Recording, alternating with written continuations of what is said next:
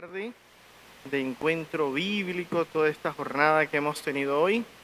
Bueno, vamos a ir avanzando en esta experiencia que nos hemos propuesto para este día y hoy nos convoca para esta tarde esta dinámica de la iglesia doméstica, casa de la palabra. Quisiera comenzar con una canción muy conocida de Gilmer Torres, un famoso cantante y escritor católico peruano. La canción se llama Señor de la Esperanza y precisamente tiene que ver con el tema de la casa, de la familia.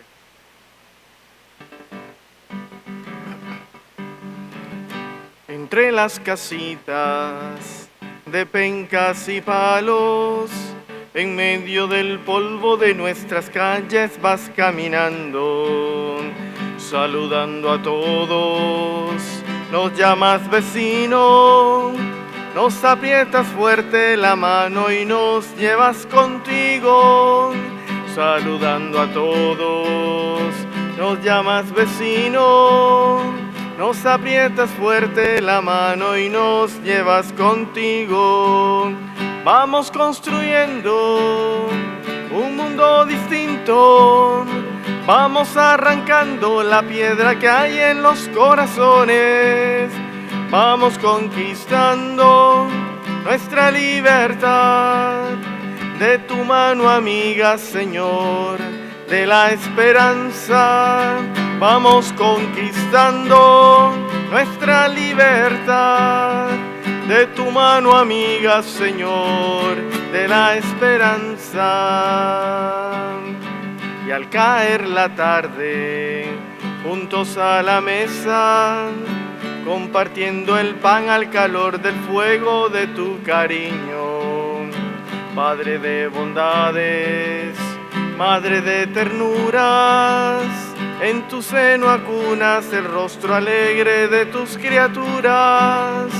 Padre de bondades, Madre de ternuras, en tu seno acunas el rostro alegre de tus criaturas. Vamos construyendo un mundo distinto. Vamos arrancando la piedra que hay en los corazones. Vamos conquistando nuestra libertad.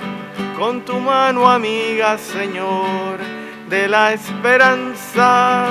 Vamos conquistando nuestra libertad. Con tu mano amiga, Señor, de la esperanza.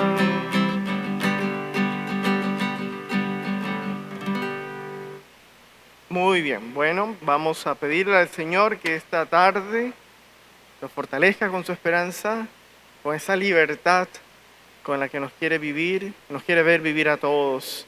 Libertad para amar, para servir, para contagiar alegría. Muy bien, busquen su Biblia, si la han tenido a mano toda esta jornada, pues tanto mejor. Vamos a tenerla otra vez. Y también les invito a que convoquen a la familia, a los hijos, o a los papás, a los hermanos.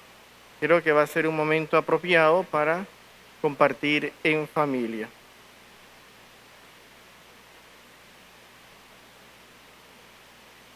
Tendremos como objetivo de esta plática esta tarde, aquí tengo mis apuntes, adentrarnos en el tema de la iglesia doméstica, pero desde la perspectiva bíblica. Desde ya les puedo decir que no es que aparezca el término tal cual, así exactito, en la Biblia, pero la experiencia de ser iglesia en casa, por supuesto que hunde sus raíces en el Evangelio, y eso es lo que vamos a compartir ahora. Entonces, primer objetivo, compartir, ver esa raíz, esas fuentes de lo que es la iglesia doméstica en el Nuevo Testamento, y también proponernos algunas consecuencias actuales y en relación con la pandemia en nuestra cotidianidad, ¿verdad? Entonces, esos son como los objetivos que buscamos para hoy. Como otras veces, habrá espacio para que ustedes dialoguen, compartan con nosotros. Por ahí nos va a ayudar después Jesús, de Jesús Jiménez, de Radio Claret, para hacer esto un poco más dinámico. Así que todo ello pues nos apoyará para hacer una comprensión bonita de esta realidad que vivimos todos en casa, ser iglesia doméstica. Bien, vamos a tener esta perspectiva dividida como en dos momentos. En el Nuevo Testamento, primero, la experiencia de casa y de familia en Jesús, y luego la experiencia de casa y familia en las primeras comunidades cristianas y que nos aportan para nuestra experiencia de iglesia doméstica. Bueno, partimos de una constatación cultural en el espacio de Jesús, su espacio cultural. La comprensión de casa y de familia varía bastante de lo que entendemos hoy, ¿sí? La casa era como lo que se vinculaba a un padre central, era una raíz central. El pater, el mayor de la familia, estaba muy vinculado al concepto de clan, ¿sí? Muchos pueblos, pequeñas ciudades, incluso el mismo Belén, el mismo Nazaret, donde habrá crecido Jesús, estarán muy vinculados porque son pequeños pueblos concentrados en pocas familias que a su vez tenían una raíz común, ¿verdad? Esto es muy significativo en el pueblo de Israel, constantemente está haciendo referencia a sus antepasados, porque era la idea de que venimos como de una misma raíz. Bueno, ese concepto de un padre central a partir del cual todo gira a su alrededor es con lo que podemos más identificar el concepto de familia en la cultura de Jesús, ¿sí? Ni bueno ni malo. Hoy podemos decir, no, eso es machista, eso es no sé qué.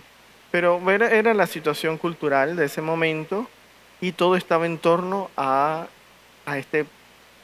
digamos, esta raíz central, ¿no? Siempre el varón, anciano y a partir de ahí todo lo demás, ¿sí? En hebreo, la palabra casa, que también identifica la palabra familia, se dice bayit, ¿sí? Se refiere tanto a la construcción como a las personas que habitan. En todo caso, el importante era el padre, era el centro de todo eso, tanto de la construcción como de las personas. Todo estaba en función de ese padre, todo. Y las personas eran importantes en la medida en que tenían vinculación con este padre. De allí el hijo mayor era el más cercano a este padre, entonces él era el segundo en importancia. Y de ahí en cascada todos los demás.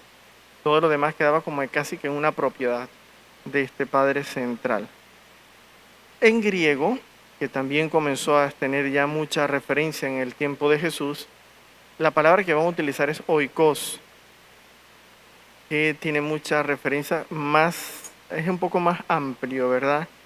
Ya no solo son las construcciones o las personas, sino también la comunidad, los espacios generales de la comunidad, ¿sí? De ahí vienen palabras como ecología, economía, ¿sí? Ecosistemas, que son la misma raíz de oikos, que es casa, son espacios más amplios. Así que vemos cómo se fue ampliando este concepto. En el tiempo de Jesús, ambas situaciones chocaban, porque por un lado, la misma situación económica del momento afectaba a la familia de los tiempos de Jesús, ¿sí? Cada quien tenía que ver cómo se defendía por sí mismo. Había que pagar impuestos, las enfermedades, mucha migración que estaba generando cambios constantes de familia. El concepto de familia griego, que era el que se imponía por el Imperio Romano, era distinto al concepto de familia judío. Entonces ya había mucho choque, mucha dificultad. La familia judía estaba fuertemente afectada por la situación económica, no había dónde trabajar,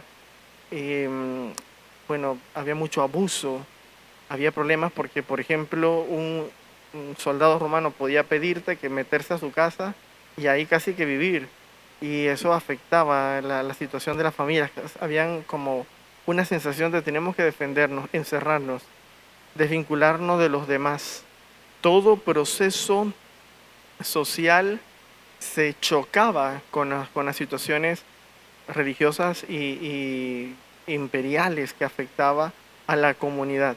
Entonces acababan estas unidades familiares como defendiéndose cada uno como mejor podía, ¿verdad? En ese contexto crece Jesús. Nos vamos a ahondar ahorita en el tema cómo fue la familia de Nazaret, así como en particular, creo que manejamos bastante el tema, sino cómo fue la comprensión de la familia ya en la actividad misionera de Jesús, ¿sí?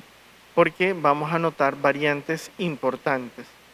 Una de ellas es que la familia vista desde la experiencia de Jesús es mucho más amplio, ¿sí? Es más el concepto, sí, de Bayit que tenía el pueblo, pero ya no centrado en un padre, en uno, un varón, ¿verdad?, que dirigía todo. Esto va a cambiar en la relación con Jesús, ¿sí? Una cosa interesante en la vivencia familiar de Jesús es que vamos a notar rápidamente que Jesús no se casó. Diremos, ay, eso no es novedad. Pues sí es una novedad y es significativo resaltarlo, porque no era común que un judío varón no estuviera casado, y más a la edad que tenía Jesús. Se nos presenta públicamente hacia los 30 años y podemos decir, algo está pasando, como que no se ha casado, ¿qué pasa con este hombre? Era como romper una tradición, una manera de vivir y entender la vida. Tenías que casarte. No había otra manera de entender la sociedad. Tú eras parte de la sociedad en la medida en que podías crear una familia, una casa. Si tú no estabas en condición de eso, es que estabas casi que maldito por Dios. ¿Cómo no vas a poder contribuir al proyecto del pueblo? Eso no se consideraba bien. Sí había muchas experiencias de otros que habían sido célibes, que no habían conformado familias, algunos profetas. En torno a Jesús estaba también ya Juan el Bautista y otros más, pero eso no era lo usual, eso llamaba la atención, no se veía bien, eso estaba extraño y había que como que ponerle el ojo a alguien así, no era de confianza, algo está mal en esta persona, ¿sí? Entonces, pongamos la atención a ese detalle de la vida familiar de Jesús, porque nos comenzamos a dar cuenta, aquí hay algo interesante. La gente que estaba a su alrededor lo notaba.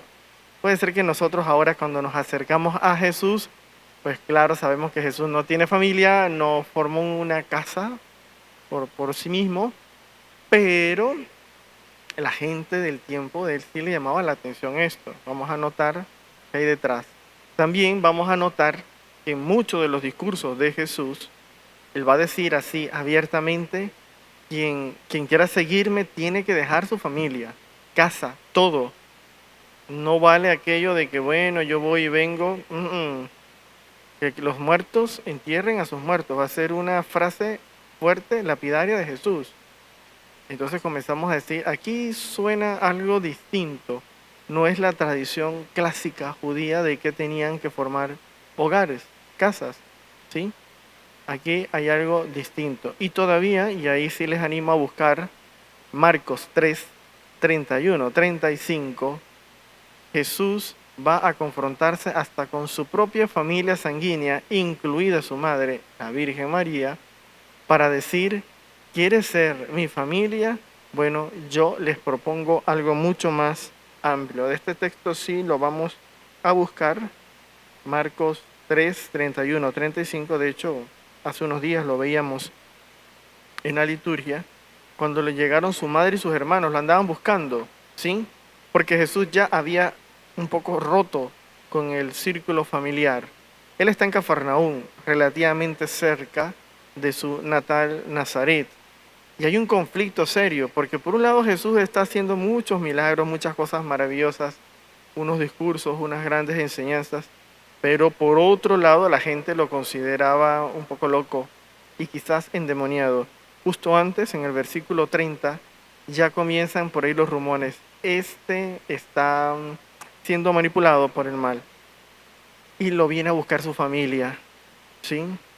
y dice que su madre y sus hermanos se detuvieron fuera de la casa donde estaba y lo mandaron a llamar. La gente estaba sentada en torno a él y le dijeron, mira, tu madre y tus hermanos están fuera y te buscan. Él le respondió, ¿quién es mi madre y mis hermanos? Y mirando a los que estaban sentados en círculo alrededor de él, dijo, miren, estos son mi madre y mis hermanos. El que haga la voluntad de Dios, ese es mi hermano, mi hermana y mi madre. Un cambio, una novedad, algo distinto. Amplía Jesús el concepto de familia. Pero ¿cuál es la raíz de todo esto? Bueno, la misma causa por la que no se casó y la misma causa por la que le decía a sus discípulos que hay que incluso dejar hasta la familia si fuese necesario. Incluso el concepto de familia lo amplía por una causa central, el reino. El reino, el reinado de Dios, la prioridad de Dios sobre todo, cambia incluso hasta estas relaciones familiares. Quieren ser mucho más amplias, mucho más grandes. No podemos reducir el sentirnos familia como cada núcleo y sálvese quien pueda. No, Jesús está proponiendo una vinculación mucho más grande, vincularnos como familia, podemos decir así, familia de Dios, a raíz de la experiencia con la palabra, a raíz de la experiencia con el reino de Dios que llega a nosotros como semillas, ¿sí? ¿Se recuerdan aquella parábola que viene exactamente enseguida? ¿Usted quiere ser de la familia de Dios? ¿Usted quiere ser casa de Dios? Pues tiene que dejar que la semilla del reino que llega por la palabra también llegue a tu corazón. ¿Sí? Cambia las cuestiones que se estaban viviendo en ese momento. Se amplía el concepto de familia. Y ahora, esa idea que había de familia, un poco vínculo ahí, grupito social pequeño, se hace más grande. Ya habrán notado que en este texto, Marcos no menciona al padre. No hay referencia al padre en esta familia. Y uno puede decir, bueno, es una de estas familias modernas nuestras, pues que ya son más comunes, sobre todo en Panamá, donde casi el 60% de las familias no están conformadas por papá, mamá, hijos, sino uno o a veces ninguno de los dos. No se refiere a eso. No está el padre porque es implícito, es el abá, ¿sí? En la relación que Jesús inaugura, el centro de esta nueva familia de Dios es el abá.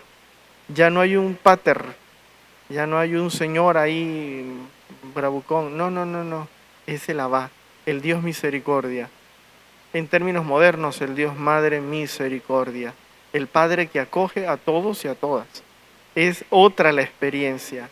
Amplía el concepto. Y allí sí, todos podemos ser madres, hermanos, hermanas, en una experiencia totalmente novedosa. Va a decir en Mateo después, si ustedes quieren ser parte de esta comunidad, tienen que aprender a ser servidores.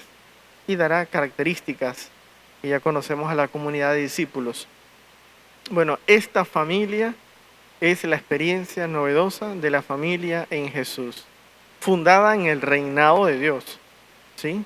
Fundada en una relación distinta a partir del encuentro con el Abba. Aquí vendrán tres términos importantes que Jesús va a insistir una y otra vez. El Abba, Dios por encima de todo. Y Dios que es amor, Dios que es misericordia. Los hermanos. Sentirnos hermanos, preocupados de los unos por los otros. ¿Sí? Nadie superior a nadie y nadie inferior a nadie. Y la comunidad, el nuevo pueblo, la familia de Dios.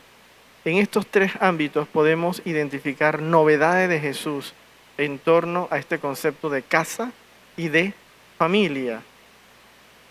Veamos estas características porque son importantes, nos van a dar luces acerca de cómo entender hoy la iglesia doméstica. Porque podemos decir, bueno, si Jesús no quería como una casa así como tal, ni siquiera él tenía, pues a cada quien aquí agarre rumbo porque eso no era como de eso. No queremos decir eso. Por supuesto que Jesús sí tuvo relación con familias. De hecho, viene de una familia, y una familia que seguro fue maravillosa. La familia de José, María, pues indudable. Y notamos también que muchas de las acciones de Jesús van a estar en relación con familias, con casas. De hecho, aquí en este texto está en una casa. Esa casa le pertenecía a alguien, a un hogar, ¿verdad? Entonces, Jesús siempre va a estar en relación con familias, con personas, con grupos familiares. ¿Cuántas veces no le dicen, ven a comer a nuestra casa? Y él va y comparte con esa familia. ¿Cuántos curó en casas? ¿Cuántas reuniones, cuántos discursos no se dieron en casa? La curación de la suegra de Pedro, por ejemplo, es en casa de Pedro. Y así, Jesús sí está en relación con la familia, hace grandes gestos en torno a la familia, incluso muchas de sus parábolas tienen que ver con la casa. ¿Ustedes se acuerdan de aquella mujer que pierde la monedita? Bueno, es ese entorno del hogar, eso solo se hacía en la casa, ahí era donde se guardaban esas moneditas. ¿Se acuerdan de ser luz? Él dice, nadie enciende una lámpara para ponerla ahí en la mesa y escondida en la casa, sino, perdón, debajo de la mesa, sino encima de la mesa. Son las cosas que hacemos en casa. Todo lo que Jesús vivió en su casa lo transparentó en estas parábolas. Claro que hay una relación de Jesús con la familia, con la casa, pero es distinta, es novedosa en cuanto que es mucho más amplia, mucho más abierta, no se reduce solo a los vínculos sanguíneos, sino que se tiene que abrir a una experiencia mucho más grande, la experiencia de sabernos todos hermanos y hermanas. Aquí hay una universalización de la casa y de la familia. Curioso que donde Jesús iba, aparentemente hay una casa que les recibe. Ustedes recordarán esa casa famosa de Lázaro, Marta y María. Iba Jesús y su clan, siempre andaban por ahí, ¿sí? Era notorio. ¿Se recuerdan cuando fue donde Saqueo, por ejemplo? Todo el mundo se metió a esa fiesta. Muchas de las comidas que Jesús participó en casas de otros eran banquetes del reino, ahí entraba todo el mundo. Esta experiencia de apertura y de universalidad es distinto en Jesús a lo que ya había en su tiempo. Y yo creo que sigue siendo distinto hoy. Lo dejo ahí para que nos quedemos con esa novedad de Jesús en cuanto al tema de familia. En el Nuevo Testamento hay también muchas referencias a casas. Sobre todo lo vamos a encontrar en Pablo. Pablo, en sus múltiples viajes, en sus idas y venires, se va a encontrar con muchas casas y familias. Ustedes recordarán, por ejemplo, a Lidia, la casa de Lidia en Filipos. Esto está en Hechos 16:15. La famosa casa de Jasón en Tesalónica. Esto está en Hechos 17:7. Y muy conocidos Priscila y Aquila, esto en Corintios, eso está en Hechos 18:3. Las casas se convirtieron prontamente en el cristianismo inicial en lugares de encuentro. Y aquí ocurrieron varias cosas. Uno, que no podían libremente reunirse en las sinagogas. Fueron expulsados de las sinagogas a partir del año 76-77 con la invasión romana, y que los judíos dijeron, bueno, por culpa de los cristianos, de esos que se dicen cristianos, nos ha pasado esto, así que no los queremos ver más en nuestras sinagogas. Y les tocó comenzar procesos distintos, ¿sí? Entonces, estas casas lentamente, procesualmente, se fueron convirtiendo primero en lugar de acogida de los cristianos, como Pablo y otros más. Luego se fueron convirtiendo en lugares de formación, de encuentro, y luego se convirtieron en lugares de culto. Vamos a encontrar muchas referencias de esto en el Nuevo Testamento, y tenemos que ver aquí que en el Evangelio los redactores se van a referir muchas veces a que Jesús estaba en una casa, compartía en una casa, pero ya eran experiencias que ellos estaban viviendo en las primeras generaciones cristianas, ¿sí? Un detalle que me gustaría que buscaran en sus Biblias, ahí rápidamente usted se va a Hechos, sí sabe dónde está Hechos, ¿verdad? Después del Evangelio de Juan, y vamos a buscar Hechos 2:46, ¿sí? Porque aquí vamos a notar este proceso. Dice, a diario acudían fielmente e íntimamente unidos al templo. En sus casas partían el pan, compartían la comida con alegría y sencillez sincera, alababan a Dios y todo el mundo los estimaba. El Señor iba incorporando a la comunidad a cuantos se iban salvando. Iban al templo, a la sinagoga, ahí escuchaban la palabra, pero ahí no podían hablar y después ya no les permitieron ir más. En este momento todavía se les permitía. Y luego era en las casas, allí en la casa de los discípulos, de los que se iban incorporando, donde se comenzaba a vivir esta nueva manera del cristianismo. ¿Sí? Interesante, compartían el pan, escuchaban la palabra, esto luego va a ir ampliándose.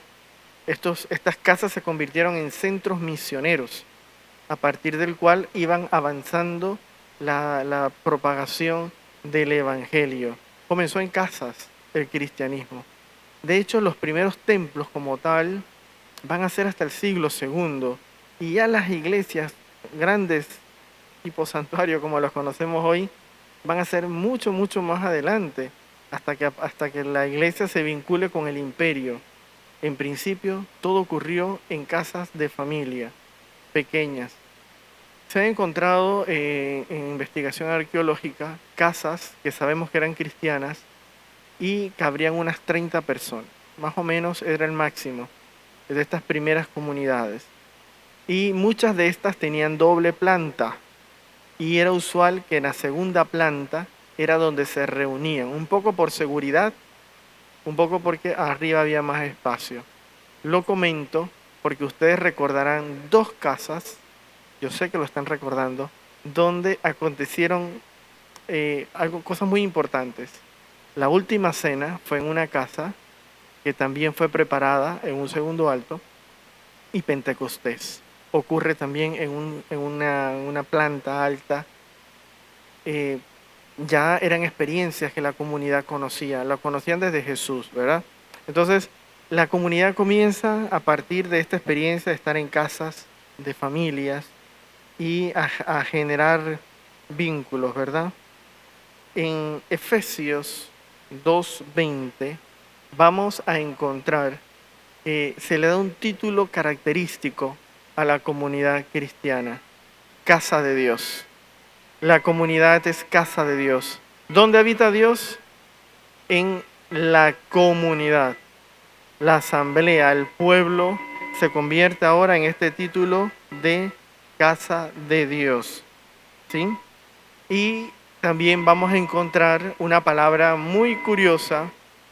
Esto lo he ido viendo estos días, no lo conocía, que refiere los discípulos para hablar de cómo se hace vida comunitaria. Bueno, ellos hablaban de oikodomeo, estas palabras griegas que yo creo que así se dice, pero la verdad no estoy seguro.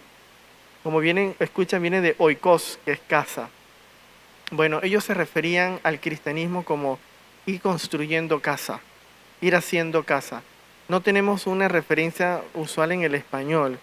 Decimos construir, pero construir lo utilizamos para muchas cosas, ¿verdad? Bueno, aquí la palabra en el griego original se refería a construir casa, hacer familia.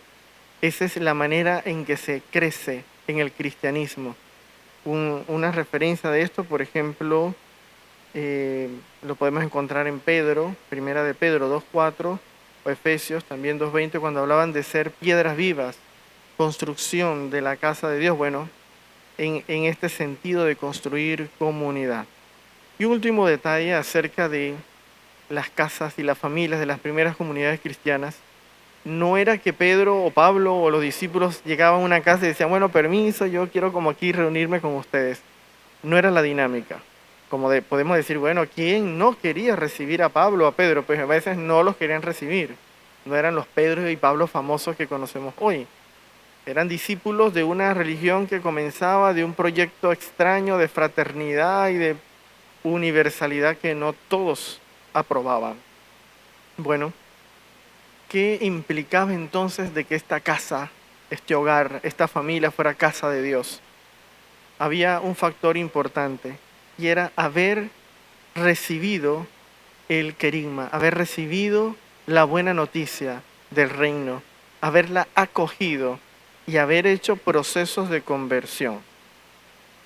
Esto lo vamos a notar muchas veces porque aparecerán que llegó uno, escuchó el Evangelio, se convierte y ellos invitan a los discípulos a ir a su casa, por ejemplo, con Filemón, con Lidia, con otros más.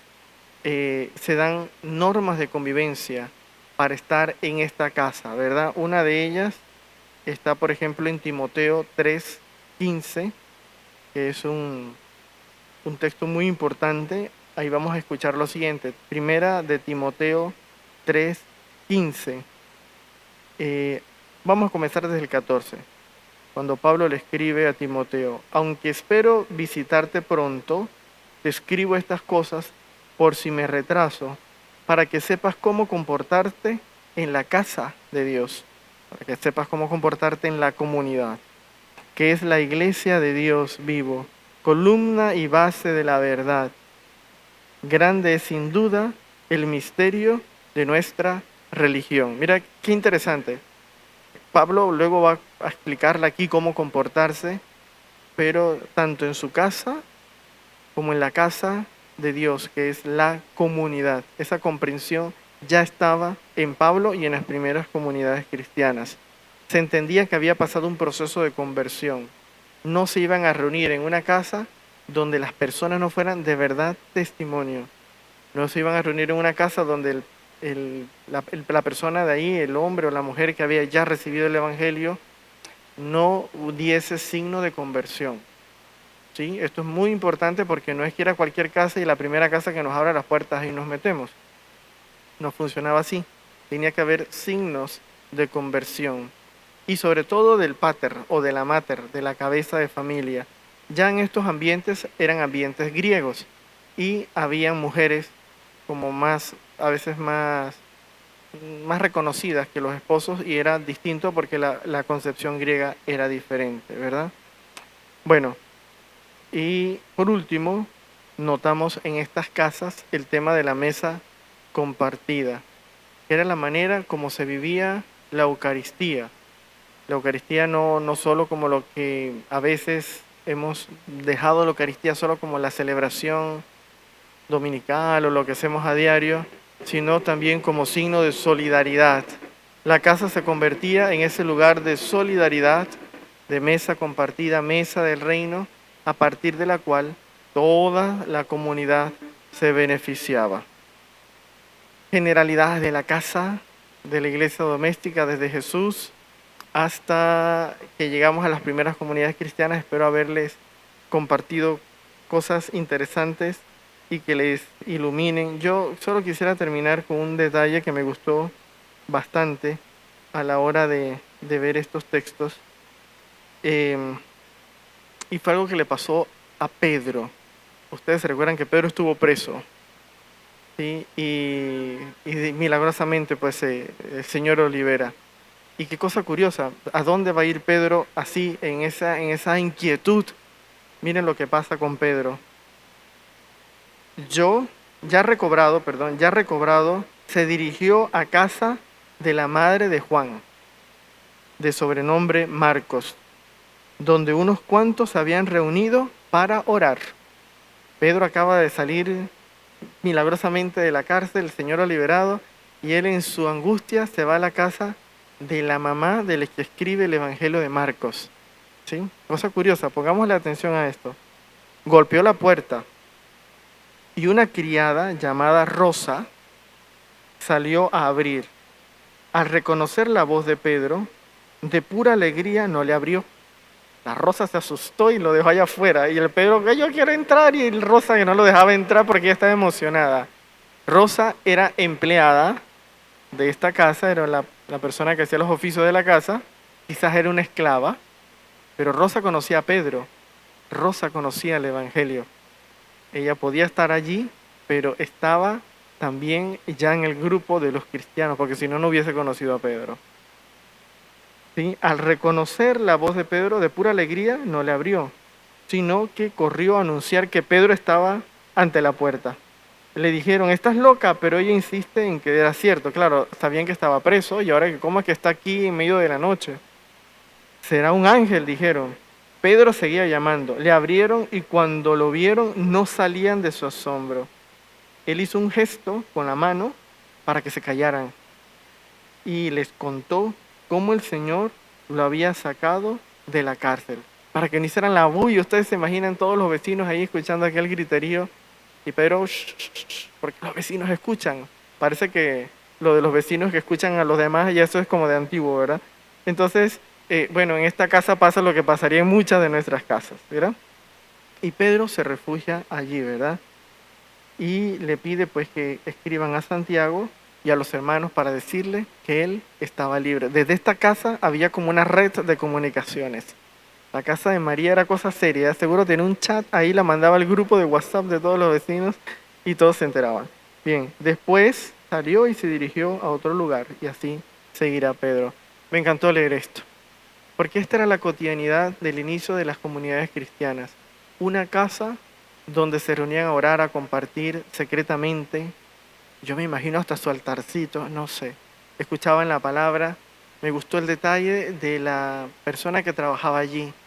No estaba excluida de esta comunidad, ¿sí? Y esta casa ofrecía servicios para los demás. Compartían la palabra, mandaban un mensajito, acogían al misionero. Ustedes saben cuántas veces yo he vivido esto en tantas comunidades que uno va, en tantas familias. Bueno, sería de contarles muchísimas experiencias, pero esto ya venía desde las primeras comunidades cristianas. Yo recordaba mientras preparaba todo esto, en cuántas casas nos ha tocado celebrar la palabra, dar catequesis, reunirnos con los niños, con los jóvenes, porque no hay templos como tales, todo es en una casa. ¿Cuántas familias han convertido sus salas, sus espacios pequeños en el lugar para que toda la comunidad se reúna? Esto no es historia, esto se vive todos los días. Bueno, yo lo voy a dejar aquí y tenemos unos minutos para que respondamos a lo siguiente. Toda esta vivencia que les he ido contando, ¿cómo la podemos retomar ahora en nuestras casas, en nuestras familias, de cara a esta experiencia post pandemia? Ojalá que ustedes nos compartan allí, ¿verdad? Nos ayuda esto que les he contado para nuestra vivencia de iglesia doméstica. Yo espero que ahí nos vayan contestando. Yo solo quiero recordarles, cuando comenzamos todo este momento tan único de nuestra historia, yo recuerdo personalmente al inicio de la pandemia, cuando nos dijeron no va a haber Semana Santa. Era como se nos partía el corazón, qué susto, ¿qué vamos a hacer? No, no. Y, y bueno, el espíritu, ¿verdad? Y lo que corresponde en casa. Volver a la fuente, volver a donde inició todo, a la casa. Allí en casa, con papá, mamá, hijos y todos los demás que estén en casa. Yo sé que muchos de ustedes, y vimos fotos y nos mandaron videos y todo, hicieron unas propuestas de encuentros. Recuerdo que el domingo de Ramos había que poner la palmita y muchos lo hicieron, poner una velita. Todo comenzó por allí. Y no solo eso, la experiencia de tener que encontrarnos frente con frente por muchos días y por muchas horas que muchos no tenían. Sí, hubo momentos, y lo sigue habiendo, de tensión, de la fragilidad de la economía de nuestras familias, etcétera. Pero también se convirtieron nuestras casas, como quizás pocas veces en la historia, otra vez en centros de evangelización. ¿Cuántos nos han contado que ahora, con todo lo que estamos viviendo en la pandemia, se están reuniendo a orar? ¿Sí? Se están reuniendo toda la familia a estar ahí frente a la pantalla para ver la misa o escuchar la Eucaristía. Esos son cambios, son realidades que ojalá no se pierdan, sino que más bien se multipliquen y crezcan a partir de esta pandemia, ¿verdad? Bueno, yo le estoy lanzando la pregunta y esperamos que ustedes nos devuelvan las experiencias. Por acá tenemos a Jesús, que está ya listo para compartir esto que hemos hablado de la iglesia doméstica. No sé, Jesús, si ya tenemos por acá comentarios. Sí, buenas tardes a todos. Tenemos comentarios de Lucía Fernández, dice que linda canción, refiriéndose a la del inicio, preguntando que, bueno, también otra persona preguntó, Gloria Delgado, ¿quién es? Dice, la canción, ¿de quién es? La canción se llama Señor de la Esperanza, de Hilmer Torres. ¿Lo pueden buscar? Hilmer Torres, Señor de la Esperanza. Nelly Samaniego, gracias Padre Julio por su nutrido diálogo para el pueblo de Dios. Lucía Fernández dice, así como Jesús saca a Pedro de la cárcel, así Dios nos saca del pecado si nos arrepentimos. Marta Aracelis Acosta Cárdenas dice, muy interesante conocer las generalidades de las casas en tiempos de Jesús, al igual que en la época de Pedro, en el inicio de la comunidad cristiana. Gloria Delgado, qué belleza de tema, casa, familia. Nelly Samaniego dice, la casa de nuestra madre estaba llena del Espíritu Santo, como usted, Padre, en este momento está lleno de él. Muchas gracias. Y por el momento tenemos Marta Aracelis Acosta Cárdenas, dice, la iglesia doméstica, nuestro refugio. Muchas gracias por esos aportes. Bueno, yo les quiero provocar para que los que están aquí conectados y los que nos verán después nos sigan aportando reacciones de cara a esto de la iglesia doméstica.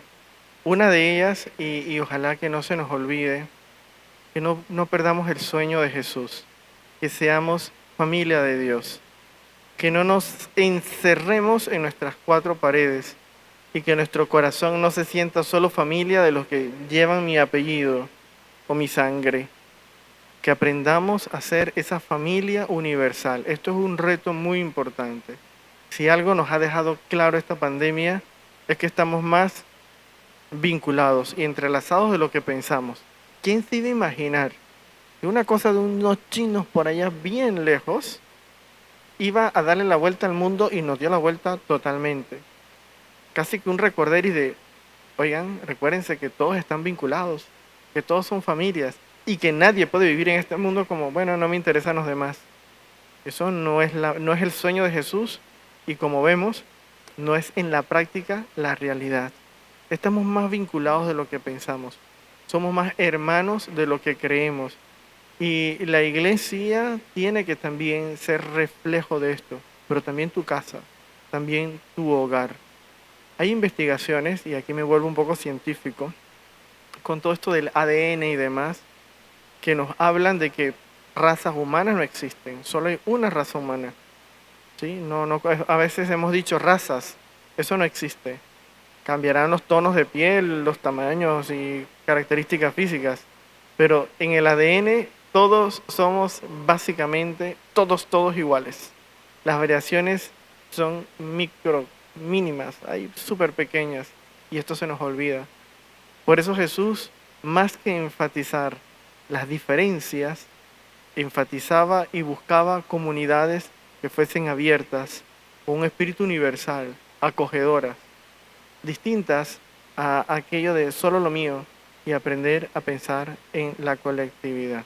Así que bueno, les quiero provocar en esto, para que también nuestras casas tengan esa apertura.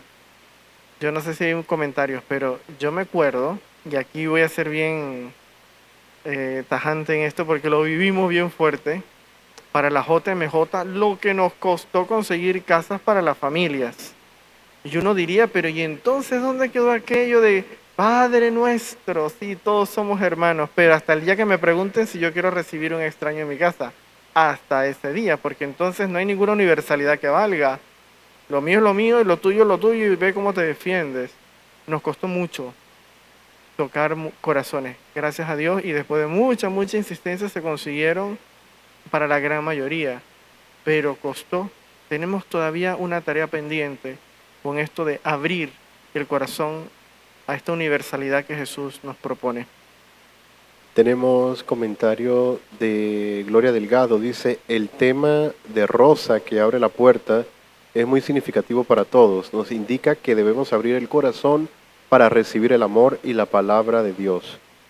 Maritza Trejo dice, todos los temas fabulosos, hay que retomar las asambleas vecinales. Lucía Fernández, el tema y la pandemia también nos invita a servir con más entusiasmo y valentía. Bueno, la que habló de las asambleas familiares, yo no lo quería decir de primero, pero qué bueno que alguien lo dijo, ¿verdad? Cuando hablamos de la iglesia doméstica, nos tenemos que también cuestionar mucho el modelo de iglesia que tradicionalmente hemos estado llevando. Gracias a Dios, y qué bueno que tenemos aquí Radio Claret, este tipo de iniciativas y de acciones pastorales nos ayudaron mucho a que en estos días de pandemia, estos ya 6 meses que llevamos, por lo menos no nos hayamos hundido y hayamos sabido flotar consecuentemente con lo que estamos viviendo. Esta pandemia nos ha hecho zozobrar la barca en parte, pero bueno, por eso es importante el apoyo de ustedes a estas iniciativas pastorales, pero en mucho tenemos que recurrir y volver a la relación en lo pequeño, en lo cotidiano. Vieran lo difícil que es aquí en nuestro entorno de barrio y de otros sectores, al menos de Ciudad de Panamá, encontrarnos con la familia. Es imposible. Hemos construido un modelo de sociedad en donde cada uno es sálvese quien pueda. En torno a esto de la JMJ que antes hemos dicho, logramos algunas veces reunirnos con algunas familias. Y para mí era sorprendente escuchar que había familias que llevaban 15 años viviendo en el mismo edificio y no conocían a ni uno de sus vecinos. Y los habían visto por ahí, pero así vemos a mucha gente, pero ni siquiera se saludaban. ¿Cómo cambiar ese modelo de ser iglesia, de ser familia? Estamos viendo que solitos no podemos vivir. Creo que también es un reto para nosotros como parroquia y como iglesia en este proceso de renovación pastoral. Comenzar a acercarnos a la iglesia allí entre los que estamos cerca, ¿verdad? Esto es una tarea pendiente, valorar más estos encuentros. Yo también diría una catequesis, que no sea solo o para los niños o para los adultos, sino una catequesis que favorezca la comunión y la relación entre la familia. Esto que hacía Pedro y Pablo, ¿verdad? Que iban a las casas y reunían a todos. ¿Cuánta falta nos está haciendo esto? Hay muchas crisis familiares. La pandemia nos ha sacudido fuerte y notamos constantes crisis en las familias. Bueno, a veces necesitamos una iglesia con una pastoral que esté allí acompañando precisamente estas situaciones que son comunes a todas las familias, pero que se pueden llevar mejor cuando tenemos apoyo en la comunidad. Tenemos Clara Grimaldos, dice que experiencia inolvidable, haber vivido inesperadamente, vivencia especial en recuerdo de las primeras comunidades. Nelly Samaniego, que nuestro hogar en este tiempo de pandemia sea el lugar sagrado para convertirnos a nuestro Señor Jesucristo, vivir en su gracia y amor al prójimo, dice gracias Padre. Lucía Fernández dice volver a la relación en lo pequeño. Muy bien, muchas gracias por esos aportes. Insistir en el tema de la conversión. Si en casa Jesús, su mensaje, su semilla del reino todavía no han llegado, es difícil que nuestra casa se convierta en iglesia doméstica. ¿Sí? Estamos totalmente seguros que porque pongamos una cruz o tengamos una Biblia en casa, eso no automáticamente nos hace iglesia doméstica. Se requieren de otros procesos, pero partimos del encuentro personal, familiar con Jesucristo. Se habla de Jesús en tu casa, se ora en casa, miren, al menos en la comida, nos sentamos a comer juntos, partamos de eso. Bueno, ahora en la pandemia estamos casi que obligados, pero y usualmente, ya que lo hemos aprendido un poco obligados en pandemia, lo vamos a mantener después en esta nueva normalidad. Yo creo que son cosas válidas a preguntarnos y a suscitar. El Espíritu del Señor va a estar en nuestra casa, nuestra comunidad, el edificio, la familia más ampliada, todo cabría en nuestra casa, pero lo que hace la diferencia es acoger en el corazón la buena nueva del reino. Lo que ya dijo Jesús, ¿quiénes son mi familia? Pues aquellos que escuchan la palabra de Dios y la cumplen. Estos procesos de conversión que se tienen que notar. Una familia cristiana tiene que ser notoriamente diferente a una familia en donde no reina el proyecto de Dios. Lo notamos desde las primeras comunidades cristianas, ¿sí? Fueron excluidos de toda la realidad social porque vivían diferente. Su manera de vivir, de pensar, de relacionarse fue distinta. Se apoyaban entre ellos, ¿vieron lo que mirábamos? Todo lo compartían, todo lo ponían en común. Había algo distinto. Es así nuestra familia. Tenemos un gran reto para que el Evangelio, la palabra que llega a nuestra casa, nos convierta, nos transforme, nos abra a la universalidad de otros y nos haga vivir relaciones más bonitas, más fraternas, más humanas dentro de casa. Tenemos este reto y ojalá que no lo dejemos para después. Yo no sé si vamos a vivir otra pandemia, pero si nos toca vivir otra vez esto, ¿cómo lo vamos a sobrevivir en casa? ¿Cómo vamos a ayudar a otros? Es algo que tenemos que tener presente en el corazón. Tenemos 3 Ajá. últimos mensajes. Dice Gloria Delgado, que Dios nos ayude para que todas las familias puedan reunirse para orar y leer la palabra de Dios. El padre Ismael Montero dice que la casa de mi familia fue lugar vocacional. Excelente. Y Eugenio San dice Jesús, nuestra roca familiar. Muy bien, yo creo que estos comentarios nos afianzan en lo que estamos diciendo. Tendría que ser para nosotros el lugar natural para el encuentro con Jesús, nuestra casa. Qué bueno es donde encontramos hogares, donde los niños puedan crecer amados, acogidos, donde se ora.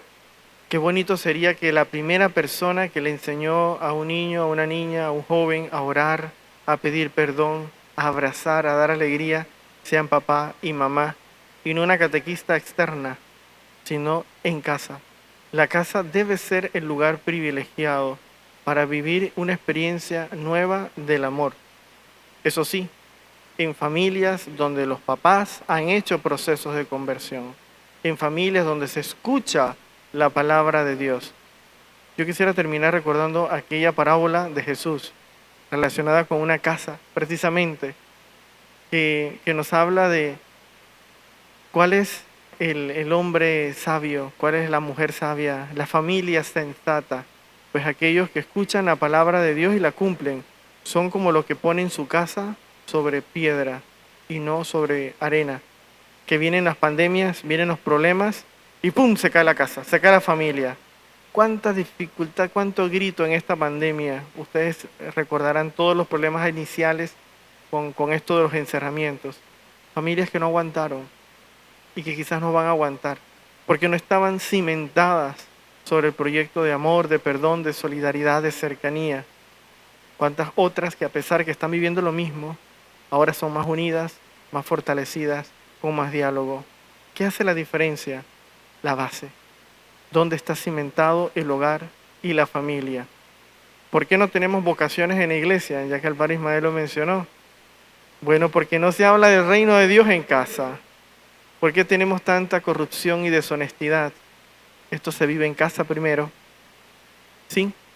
Y esto se ha perdido. Bueno, ojalá que la palabra nos ayude a crear familia de Dios, casa donde el reino de Dios crece en todos los barrios y lugares de nuestra parroquia y de nuestro país. Que así sea. Amén. Amén. Seguimos pues animándolos a que colaboren con Radio Claret en las cuentas que aparecen acá en la programación. Recuerden que tenemos también las Biblias y los diarios bíblicos, porque si tú no tienes la palabra en casa, estamos caminando por donde no es, ¿verdad? Hay que comenzar por allí, por lo menos tenerla en casa. Si tú sabes de una familia que no tiene la palabra, regálale. Esto sería un excelente regalo de Navidad, de cumpleaños, etcétera. Regálale la palabra, compártela, ¿sí? Ayúdale a que comiencen a leerla y encontrar en la palabra la roca, la fuerza que sostiene todo hogar. Así que bueno, ahora ya nos vamos preparando para el rosario y enseguida la Eucaristía. Esperamos que todo ello nos fortalezca también en familia allí en casa.